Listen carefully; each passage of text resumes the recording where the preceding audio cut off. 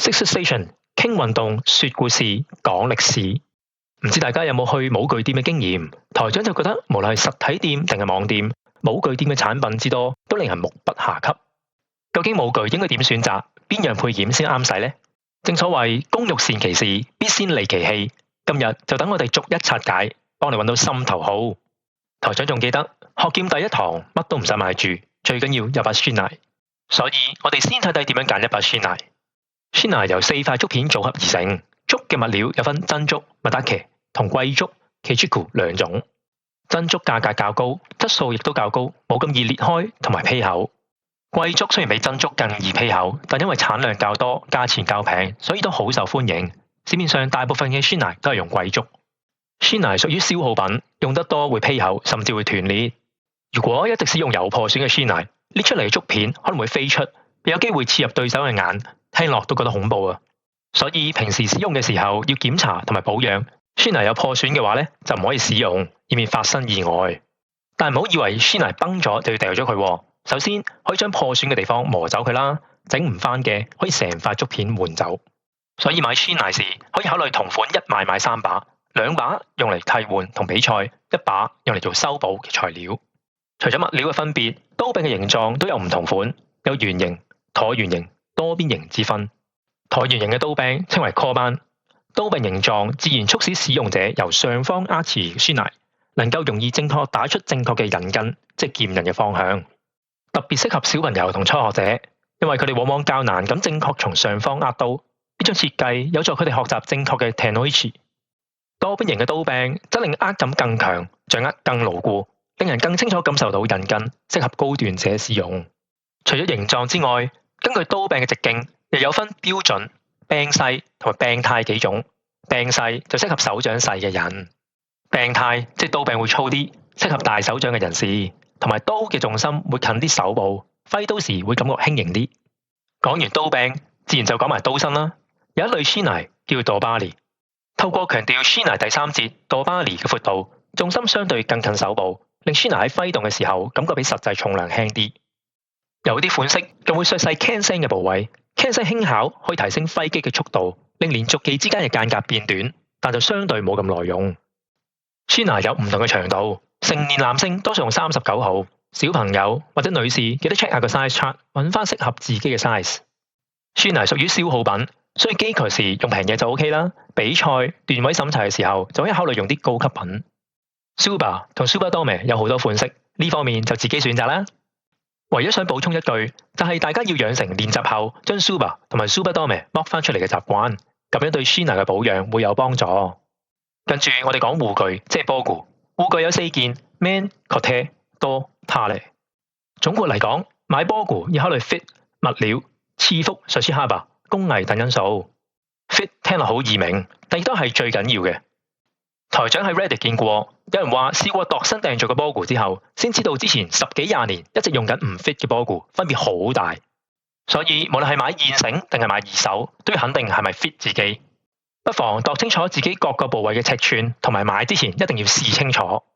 喺考慮用咩物料、Shichihaba、工藝等因素之前，應該先考慮呢套波具嘅目的係乜嘢？係平日練習用，定係比賽同段位審查用呢？要保護定係要靚要型，都好大分別㗎噃。物料方面有分鹿皮、牛皮、仿鹿皮、即刺等等。鹿皮係最好，又係最高級嘅物料，耐用得嚟又夠彈性，冇咁易變乾硬。同藍染係天作之合，波具會隨時間變成理想嘅藍色。牛皮呢，就比鹿皮更硬淨，但會隨時間慢慢變乾硬，而且同藍染冇咁夾，耐咗之後呢會變灰灰地嘅色。仿鹿皮相對鹿皮嚟講就一定係平啲。而家啲仿鹿皮喺新嘅時候睇落去同鹿皮已經冇咩分別啦。有抗旱輕巧嘅特性，因為多數係用化學染料，所以啲藍色咧唔會點退。呢點係好處，亦都係壞處。即刺就係最平嘅選擇，好處係快乾、透氣同有彈性。壞處就係保護性唔夠同唔夠高級。Shichihaba 指波具上面一行行針刺之間嘅距離。手織嘅就用分為單位，1分大概係3 mm。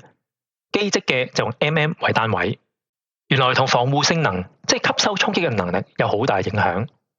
首先，波具係靠夾層入面嘅棉質芯料嚟做保護。Shichihaba 闊嘅，例如6 mm，深料可以維持鬆啲、厚啲，所以防護性能就會強啲。相反，Shashihara窄啲，例如3mm 以下，深料就會被壓得實啲、薄啲，防護性能就會弱啲。就呢方面，台長幫大家睇咗啲研究嘅文獻。2024年有研究話，8至9mm 嘅 Shashihara 可以減低衝擊力到13.5個 G-force。相比之下，2mm 嘅 Shashihara 衝擊力高達15個 G， 所以如果防護性能係重點，記得買闊啲嘅 Shashihara。講開就講埋，同一篇研究仲有比較唔同類型嘅 man pad， 結果發現呢隻 man pad 嘅效果最好，大家不妨留意下。咁 Shashihara 窄啲有咩好啊？靚啲咯，因為啲深料壓得實啲，所以睇落冇咁凹凸，同埋冇咁容易隨時間而變形，所以適合喺高級場合用。最後工藝方面，主要分手織同機織。手織當然係比機織更高級、更貴、更耐用啦。而家我哋逐樣波估講下。首先係 man fit 係關鍵，度好頭頂到下巴、額頭嘅圍度，下巴到眼嘅距離，咁做出嚟嘅 man 就可以啱晒頭型啦。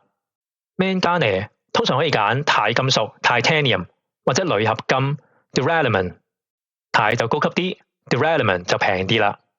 然後仲有一類 man 加呢話用 IBB titanium 或者 IBB duralumin， 究竟又係乜東東呢？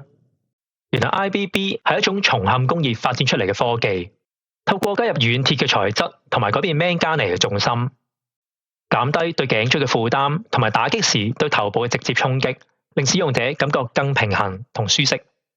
據松嵌工業自己嘅宣傳，大部分全日本劍道選手權嘅選手都係用 IBB 產品，大家自己參詳一下。試帶時記得墊埋條 Tenugui， 咁先試到真正嘅 fit。如果唔係太緊就唔好啦。下一樣 Kote 都係要 fit， 度好手掌同手指嘅長闊度，對清楚 size chart。握劍時最好能夠令你自然由上方握住 shinai。如果對 Kote 會令你自然由側面握住把 shinai， 咁可能就代表佢唔啱你啦。有啲用仿鹿皮嘅 Kote 係標榜可以機洗嘅，對於大漢嘅你會唔會係一個好嘅選擇呢？台長又同大家睇咗啲研究，有研究員去調查 Kote 上面嘅細菌。發現好在除咗幾隻病原性較弱嘅葡萄球菌同桿菌之外，大部分發現嘅細菌都唔係致病性。即使係咁，Kote 始終都係細菌嘅溫床。有另一篇研究就話電解酸性水對抑制 Kote 上面嘅細菌生長好有效，大家不妨又留意下。練習完記得用清潔劑噴下對 Kote 啊。跟住我哋睇下多嘅上半部分 Mune 似乎主要係牛皮做，因為比較耐打，亦都有仿鹿皮嘅選擇。配合埋自己中意嘅花紋，就既實用又靚靚啦。多帶就大致上有合成材料、仿竹同竹之分。雖然仿竹其實都係合成材料，竹又有分50台、60台，甚至更高級嘅等級之分。50台係指用咗50條竹片做嘅意思，如此類推。梗要合身有弧度嘅多好重要，咁先至唔會喐嚟喐去。早排有女性嘅聲派就同台長解釋，有啲多嘅弧度係唔適合女性。俾人打多嘅時候，有時會打到盤骨，會特別唔舒服。所以選擇多嘅時候，最好都係着上身試下。再睇埋他尼嘅主要功能係保護由腰到大髀前側嘅位置，由3片大垂、2片小垂固定喺腹帶之上，所以重掛嘅方式縫製而成。他尼嘅考慮都係 fit 物料、Shashihara 等等。他尼因為會同多摩擦，所以設計上都有加塊防磨料補強。呢塊防磨料就都可以係鹿皮、仿鹿皮同織刺等等，係咪他尼都要啱 size 呢？答案就梗係 yes 啦。大垂嘅邊緣應該去到腰椎骨後少少，當雙手自然垂低，喺手臂後少少就 perfect 啦。講晒4件波估，等我哋睇埋其他必需品。首先係劍道服，即係溪古着 Keigogi 同褂 Hakama。Keigogi 同 Hakama 一般有棉質同人造纖維兩類，棉質比較傳統，物料亦重身啲。基本上越高級嘅棉布就越重，人造纖維就輕身同快乾啲，啱晒練習出晒汗嘅環境。研究顯示喺2個鐘嘅訓練之後，男性平均排汗 1.6 公斤，其中大概500克嘅汗水會殘留喺衣服上面，100克左右就留喺 man 同 Kote。亦有研究比較過棉質同人造纖維嘅劍道服，無論係透氣同預防中暑方面，都係人造纖維略勝一籌。不過棉質就可以藍染，會慢慢褪色而達到經典嘅藍色。人造纖維用化學染料，所以冇甩色嘅問題。正面啲睇咪易啲打理咯。有一種講法話夏卡瑪嗰7條摺前5後2係代表仁、義、禮、智、信同忠孝，所以記得要好好打理件夏卡瑪，唔好俾啲摺走樣啊。總括嚟講，平時練習就可以着輕便啲，比賽同升段審查時就可以考慮着高級啲啦。今次時間有限，就唔講博酷多住啦，不如等講 kata 嘅時候先吸發埋啦。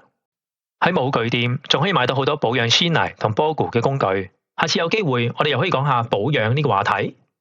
除此之外，仲有角色保護墊，任君選擇。總之，想買好嘢就最好問下過來人，千祈唔好怕問 sensei、senpai 同店主啊。